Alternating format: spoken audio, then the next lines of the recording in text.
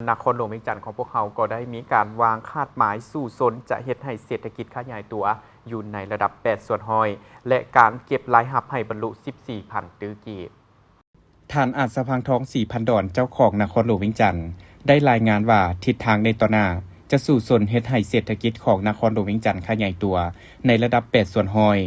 สู่สนจัดเก็บรายรับให้ได้ 14,000 กว่าตื้อกีบเวียกจุดสุ่มจะคุ้มครองเศรษฐกิจให้มีเสถียรภาพสร้างเศรษฐกิจเอกราชเป็นเจ้าตนเองแก้ไขปัญหาเคียงห้อนของเศรษฐกิจการเงินและปัญหาเงินเฟ้ออัตราแลกเปลี่ยนและราคาสินค้าและหนี้สิน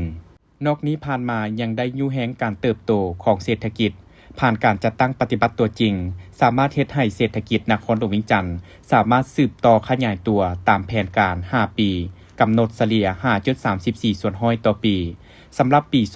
2025คาดว่าจะขยายตัวในระดับ 6.6 ส่วนห้อยได้สืบต่อเอาใจใส่จัดตั้งปฏิบัติแผนงบประมาณแห่งรัฐตามทิศบุกทะลุและเป็นเจ้าตนเองสูงกว่าเก่าโดยถือเอาเวียกงานการหันเป็นทันสมัยเป็นเวียกบุริมสิทธิ์โดยเฉพาะเวียกงานคงเขตการคุ้มครองจัดเก็บรายรับคุ้มครองรายจ่ายและบริหารคุ้มครององค์กรโดยการสืบต่อปรับปรุงและจัดตั้งผันขยายระบบ IT ที่มีอยู่แล้วของกระทรวงการเงินให้ครบสุดและทั่วถึงเพื่อเป็นการเปลี่ยนแทนบริหารด้วยระบบเจียซอเทือละก้าวได้เพิ่มทวีกวดกาตานและสกัดกั้นการหัวไหลของงบประมาณเป็นต้นแก้ไขบรรดาคอร์ดขั้นบริหารต่างๆอยู่จุดบริการของเจ้าหน้าที่รัฐอำนวยความสะดวกให้ผู้ประกอบการสามารถมอบพันธะผ่านระบบอิเล็กทรอนิกส์ผ่านเว็บไซต์ให้หลายขึ้นผ่านการจัดตั้งปฏิบัติบรรดามาตรการต่างๆเฮ็ดให้สามารถจัดเก็บรายรับได้ทั้งหมด 41,000 กว่าตื้อกีบปฏิบัติได้ลื่นแผน 42 ส่วนห้อยสามารถสนองรายจ่ายงบประมาณใส่แผนพัฒนาเศรษฐกิจสังคมของนครหลวงเวียงจันทน์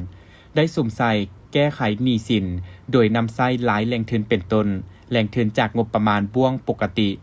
บ่วงเงินเกินแผนเสนอจ่ายหนี้เสนอออกพันธบัตรซึ่งสามารถแก้ไขหนี้สินบรรดาโครงการลงทุนของรัฐแต่ปี 2015 คืนหลังจำนวน 78 โครงการลดเหลือ 29 โครงการรวมมูลค่าค้างสำระหนี้ตามหน้าเวียกสำเร็จ 282.17 ตื้อกีบ